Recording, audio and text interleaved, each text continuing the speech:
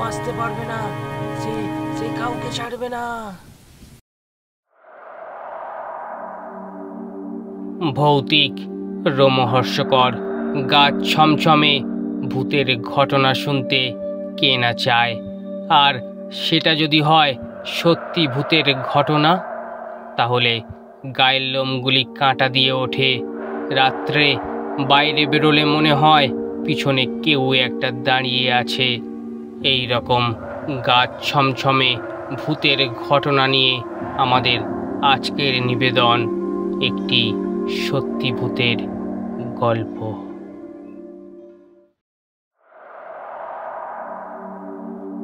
বছর 30 আগেকার কথা। তখন আমার চাকরি মাত্র 5 বছর হয়েছে। রেলের গার্ড হিসাবে চাকরি করায় বেশিরভাগ সময় আমাকে মালগাড়ি নিয়ে দূরে দূরে ডিউটি করতে হতো। তাই বেশিরভাগ সময়ে আমার বাড়ি ফিরতে প্রায় রাত হতো। তখন অবশ্য এত গাড়ি, অটো, ট্রেকার, রিক্সা এসব চলতো না। তাই নিজের যাতায়াতের সুবিধার জন্য আমার মোটরসাইকেল স্টেশনে রেখে দিতাম। আমি সেদিন দুপুরে ডিউটিতে এসে জানলাম যে আমার মালগাড়ি নিয়ে যেতে হবে একটু দূরেই। তাই সেদিন না ফিরতে পারলেও পরের দিন ফিরতে ফিরতে আমার সকাল হয়ে যাবে। সেদিনে দুপুরে ডিউটিতে বেরিয়ে গেলাম, কিন্তু মালগাড়ি নিয়ে যাবার সময় সিগন্যালের সমস্যা থাকায় পরের দিন মালগাড়ি নিয়ে ফিরতে ফিরতে সেই সন্ধে হয়ে গেল। কি আর করা যাবে? তারপর সমস্ত কিছু স্টেশন মাস্টারকে বুঝিয়ে বাড়ি ফেরার জন্য বেরিয়ে পড়লাম। সেদিন সব সেরে যখন বেরোচ্ছি তখন রাত প্রায় 8টা হবে।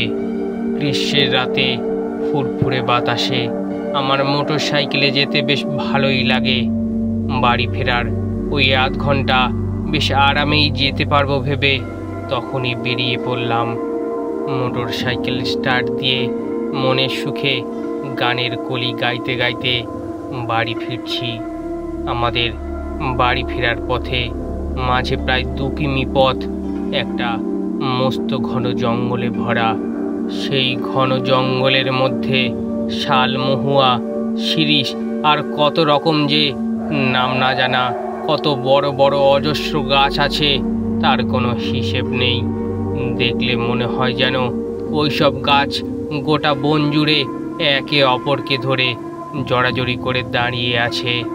আবার কোনো কোনো গাছ তার নিজের মতো কাউকে তোয়াক্কা না করেই যেন অহংকারের মতো সোজা হয়ে নিজের ইচ্ছে মতো দাঁড়িয়ে আছে। সকালের সূর্য কিরণ সেই ঘন জঙ্গলের সব জায়গায় ঠিক মতো পৌঁছাতে পারে না। তাই সকালেও সেই জঙ্গলের পাশ দিয়ে যেতে খানিক হলেও বুক ছ্যাঁত করে ওঠে। সেই জঙ্গলের পথ পেরোতে যে কোনো নতুন মানুষের অবশ্যই ভয় লাগবে। আর রাত হলে তো কোনো কথাই নয়। আমাদের রোজকার অভ্যেসের দরুন আমাদের সাধারণত অতটা ভয় লাগে না, কিন্তু সেদিনটা ছিল অমাবস্যা। আমার কেন যেন ওই নিকষ গাঢ় কালো অন্ধকার দেখে নিজের বুকটাই ছ্যাঁত করে উঠল। গাড়ির হেডলাইটের আলো ছাড়া রাস্তার চারপাশে অন্ধকার যেন গিলে খাচ্ছিল। রাস্তার দুপাশের সার দেওয়া গাছে আবছা গাড়ির আলোয় এক আলো আঁধারের মায়াবিনী পরিবেশ সৃষ্টি করে আমাকে অন্য জগতে যেন নিয়ে যেতে লাগলো। শাল, মহুয়া ফুলের গন্ধ মন আর শরীরকে এক বন্য মাদকতায় আচ্ছন্ন করে দিচ্ছিল। রাতের কত বুনো নাম না জানা ফুলের সুবাসে ক্লান্ত শরীরের অবসন্নতা যেন চারিদিক থেকে ঘিরে ধরে মাতাল করে দিচ্ছিল। সব চোখের আড়ালে ঘটলেও যেন মনের পর্দায় অনুভবে দেখতে পাচ্ছিলাম। কিছুক্ষণ যাবার পর আমার গাড়িটা হঠাৎ একটা কেমন ঝাঁকুনি মতো লাগলো। আমি ভাবলাম গাড়ির আলোটা আবার খারাপ হলো নাকি। তারপর মনে হলো গাড়িটা একটু কেমন লাগছে, ঠিক যেমন পিছনে কাউকে বসিয়ে চালালে যেমনটি অনুভব হয় ঠিক তেমনটি। তারপর হঠাৎ কেমন একটা কনকনে ঠান্ডা হাওয়া শরীরের শির দ্বারা বয়ে নিচে নেমে এলো। আমার আবার ভূতের টুতের ভয় ছিল না, তবে চোর ডাকাত হলে সত্যিই বিপন্ন। মনে হলো দুদিন ডিউটি করে শরীর মন ক্লান্ত, তাই আমার বোধহয় এইসব আগডুম বাগডুম চিন্তা ভাবনা আসছে। যদি বিপদ আসে তখন না হয় দেখা যাবে, এই বলে যেতে লাগলাম। জঙ্গলের মাঝে আবার একটা সাঁকো পড়ে, সেই সাঁকো আবার শাল গাছের গুঁড়ি দিয়ে বানানো, তাই সেই সাঁকো বেশ সাবধানে বেরোতে হয়। আমি সেই কাঠের সাঁকো তাড়াতাড়ি করে পেরিয়ে যাব বলে আমার বাইকের এক্সিলেটারে একটু বেশ মোচড় দিয়ে স্পিড বাড়িয়ে চললাম। এতে আমার গাড়ির গতি বেড়ে গিয়ে জোরেই ছুটতে লাগলো। এমন সময় আমি লক্ষ্য করি যে দূরে আমার পিছনে একটা আলো যেন আমার দিকেই ছুটে আসছে। একটু বাইকটা আস্তে করতে বুঝি যে ওটাও আমার মতো একটা বাইকের আলো। তারপর সত্যি সত্যি দেখি আমার পিছু পিছু আরও একটা মোটর সাইকেল বেশ জোরেই ধেয়ে আসছে। দেখে একটু ভরসা পেলাম, যাক আর কোনো চোর ডাকাতের ভয় নেই। তারপর ওই বাইকটা সাঁকো পেরিয়ে আমার সামনে এসে দাঁড়ায়। ভদ্রলোক নাকি আমাকে অনেকক্ষণ থেকে অনুসরণ করছেন। তিনি ট্রেন থেকে নেমে ফিরতে গিয়ে স্টেশন থেকে আমার মোটর সাইকেল দেখে পিছু পিছু নাকি আসেন। তিনি আমার কাছে এসে কানে কানে বলার মতো বেশ ফিসফিস স্বরে বলে উঠলেন, আচ্ছা, আপনি এতক্ষণ কাকে আপনার বাইকের পিছনে বসিয়ে নিয়ে আসছিলেন? কে ছিল আপনার সঙ্গে? ভদ্রলোকের গলার স্বর আমাকে আরও বেশি করে ভয় পাইয়ে দিতে লাগলো। আমি বেশ বুঝতে পারছিলাম যে তার কথা শুনে আমার গলা শুকিয়ে যাচ্ছে, যেন আমার নিঃশ্বাস বন্ধ হয়ে যাচ্ছে, আর সেই গলা দিয়ে কোনো আওয়াজ বেরোতে চাইছে না। আমি কেমন যেন জোর করে কথা বলার চেষ্টা করছি, আর তাই পরিষ্কার স্বরের বদলে কেমন ফ্যাসফ্যাসে গলায় উত্তর দিলাম, কে আসবে? আমি তো কাউকে বাইকে চাপাইনি। আপনি ভুল দেখেছেন।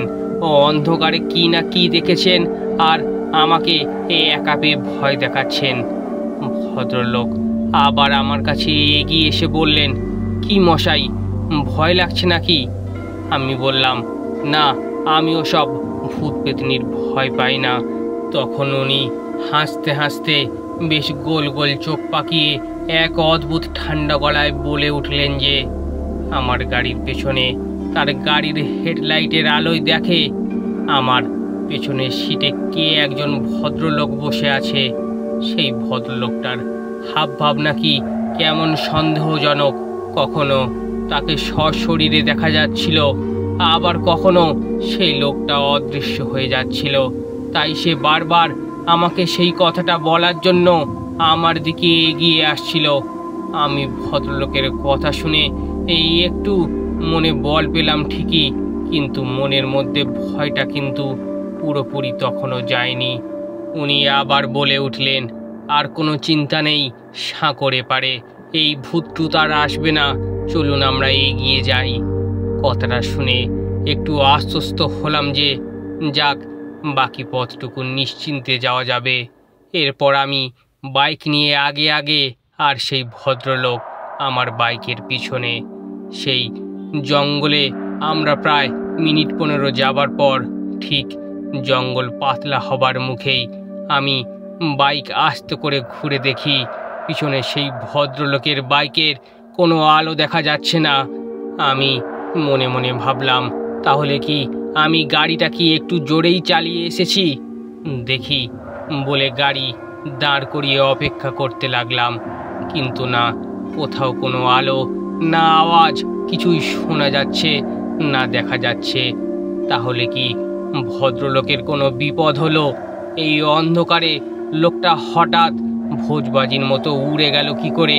তাহলে কোথাও সে মিলিয়ে গেল নাকি। ঠিক সেই সময় আচমকা দূরে কোথাও যেন একটা পেঁচার কর্কশ আওয়াজ আর কোনো অজানা পাখির ডানা ঝাপটানিতে মিলেমিশে এক রোমহর্ষক পরিবেশ সৃষ্টি হচ্ছিল। আমার কাছে সব কেমন যেন তালগোল পাকিয়ে একাকার হয়ে যাচ্ছিল। আমার হাত পা যেন সব শিথিল হয়ে আসছিল। আমি সেই ঘন অন্ধকারে পরিষ্কার দেখতে পাচ্ছিলাম কারা যেন আমার দিকে ছুটে আসছে। তাদের অশরীরী আত্মা আমাকে স্পর্শ করতে এগিয়ে আসছে। তারপর আর আমার কিছু মনে নেই। তারপর আমি চোখ খুলে দেখি আমি আমার ঘরের বিছানায় শুয়ে আছি। পরে শুনেছিলাম যে ওই রাস্তার পাশে গ্রামের রেলের কিছু কুলি সাইকেলে করে বাড়ি ফিরছিল। আমাকে ওই জঙ্গলের শেষ সীমানায় বাইক নিয়ে পড়ে থাকতে দেখে চিনতে পেরে বাড়িতে পৌঁছে দেয়।